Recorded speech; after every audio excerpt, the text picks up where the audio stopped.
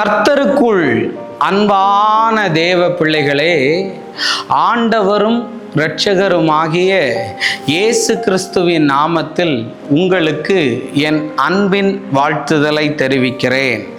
இந்த நல்ல நாளிலேயும் சங்கீதம் 72 அதனுடைய 12வது வசனத்தை வாசிக்கிறேன். கூப்பிடுகிற எளியவனையும் உதவி அற்றிருக்கிற சிறுமையானவனையும் அவர் விடுவிப்பார் என்று எழுதியிருக்கிறத பார்க்க முடியும். கர்த்தர் யாரை விடுவிப்பார்னா இவர்களை விடுவிப்பார்.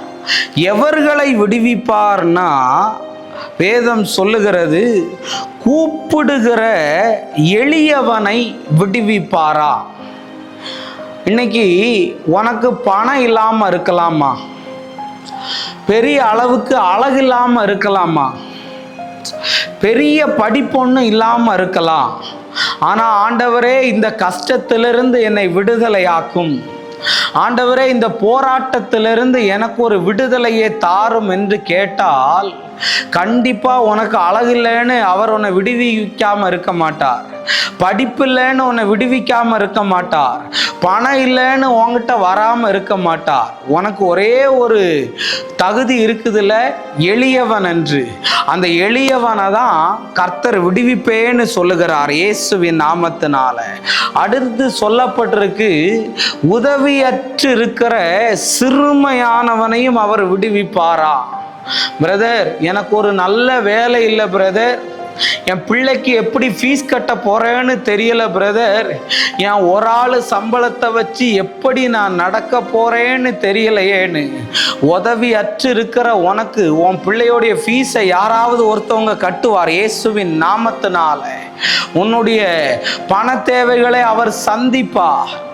உதவி செய்ய யாரும் இல்லையேன்னு அழுதுகிட்டு இருக்கிறையா பிரதர், எப்படி இந்த கடனை அடைக்க போறேன்னு தெரியல, வட்டி கட்டி என்னால முடியல பிரதர், எனக்கு உதவி செய்ய யாரும் இல்லைன்னு சொல்றியா, கர்த்தர் உன்னை விடுவிக்கும்படி வருவா.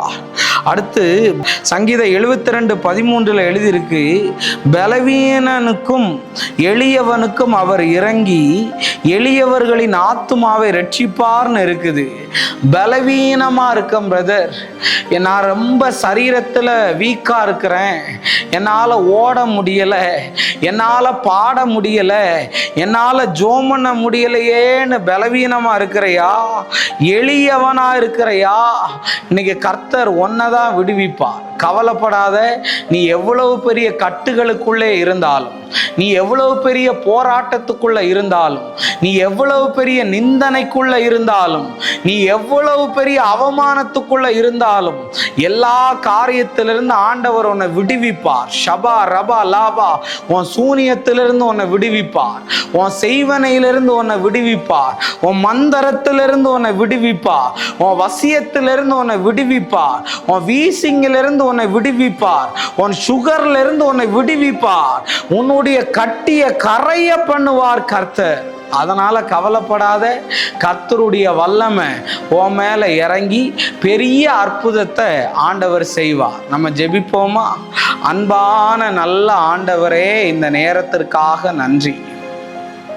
ஆண்டவரே, நீர் எங்களோடு கூட பேசி கொண்டு இருக்கிறதற்காக நன்றி சொல்லுகிறேன். யாரெல்லாம் ஆண்டவரே விடுவிக்க முடியாதுன்னு சொன்னாங்களோ அவர்கள் முன்பாக இருந்து கர்த்தர் இந்த பிள்ளைகளுக்கு விடுதலையை கொடும். இயேசுவின் நாமத்தில் வேண்டுகிறேன் நல்ல பிதாவே. ஆமேன், ஆமேன். God bless you. கர்த்தர் உங்களை ஆசீர்வதிப்பார்.